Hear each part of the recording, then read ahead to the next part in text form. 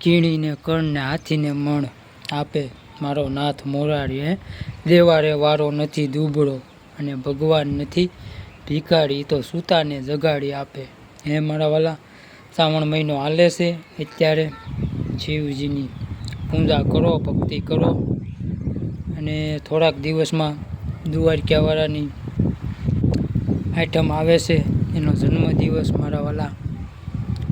એટલે જન્મદિવસ તો બધાને મનાવવાનો જ હોય.